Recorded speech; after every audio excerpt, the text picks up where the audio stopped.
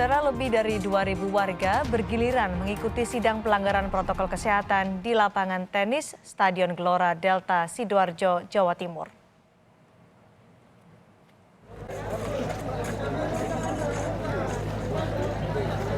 Sidang ini sebenarnya soal pelanggaran protokol kesehatan, namun warga justru tetap melanggar protokol kesehatan saat mengantre sidang.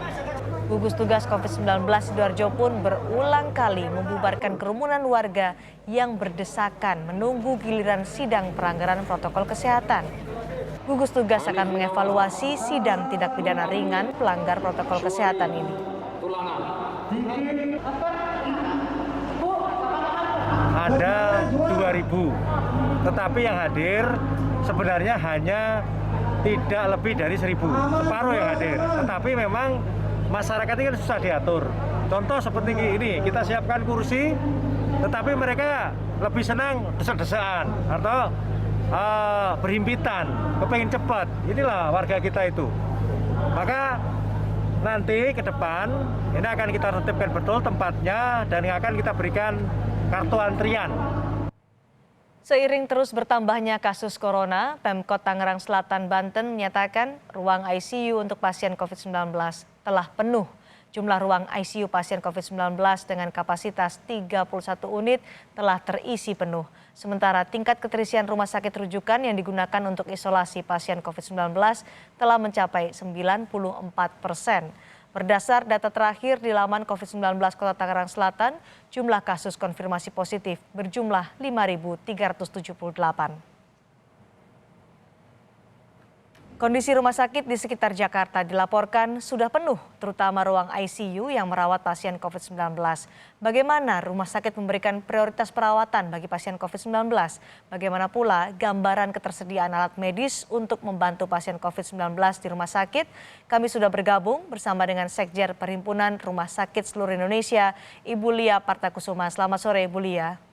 Selamat sore, Assalamualaikum warahmatullahi wabarakatuh. Waalaikumsalam warahmatullahi wabarakatuh. Ibu Lia, kami ingin tahu bagaimana ketersediaan rumah sakit rujukan pasien COVID-19 saat ini. Ya, terima kasih. Jadi kita nih, kalau saya sampaikan bahwa rumah sakit kali ini tuh memang betul-betul kami ini sudah mulai berat sekali buat kami rumah sakit dalam kondisi seperti sekarang. Karena pasien nambah terus, ya. Kalau kita lihat dari kemarin sebetulnya harapannya kita ingin kalau bisa Februari itu turun ya, walaupun diprediksi akan naik.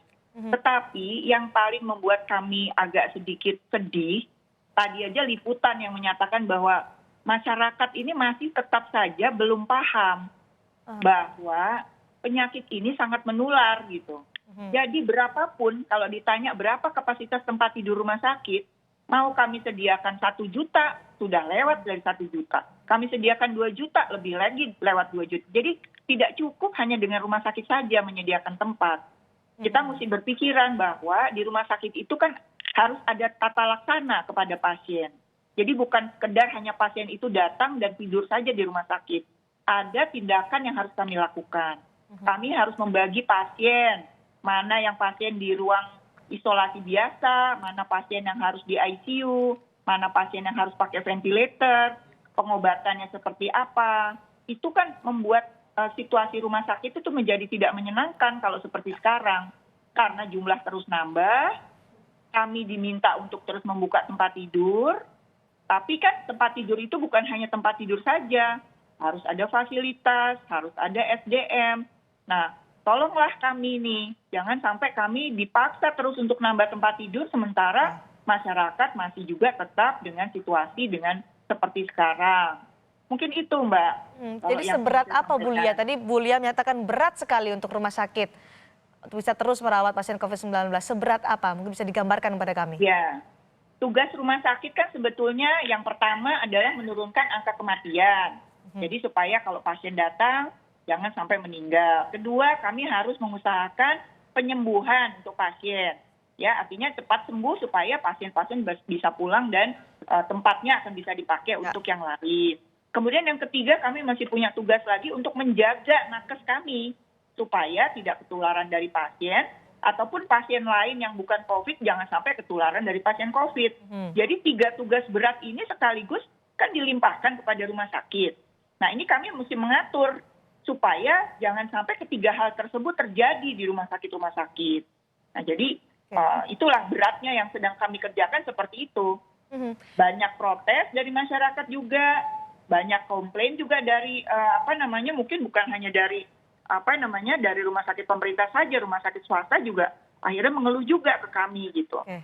Kalau tadi Jadi di sama-sama lah, ya. Rumah Sakit Tangerang Selatan, Bu Lia, ada 31 unit ICU yang sudah terisi penuh. Bahkan saat ini untuk merawat pasien COVID-19 hanya sekitar 6% saja sisanya, artinya 94% ruang isolasi untuk merawat pasien COVID-19 sudah penuh. Kalau dari pantauan Persi, bagaimana situasinya di Indonesia saat ini? Berapa persen yang sudah terisi dan hanya tersisa berapa?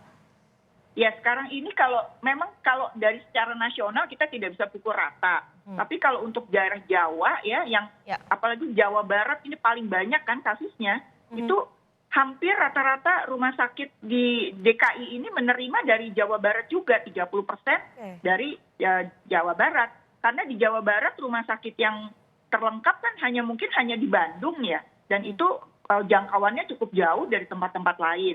Nah sehingga posisi sekarang memang masih ada yang 20% terisinya, tapi ada juga yang sudah 100% gitu. Jadi memang tidak merata.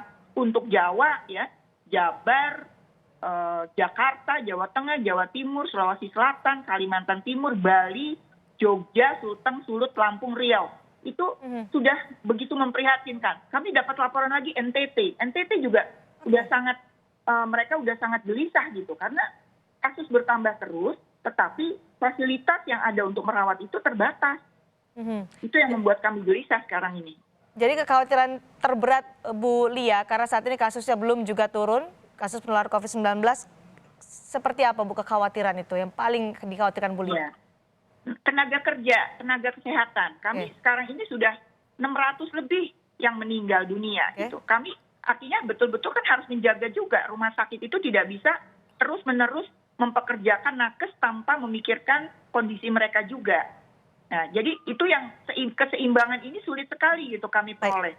Di samping itu fasilitas rumah sakit, obat dan sebagainya, kami mohon dukungan juga supaya bisa disupport supaya jangan sampai kekurangan begitu.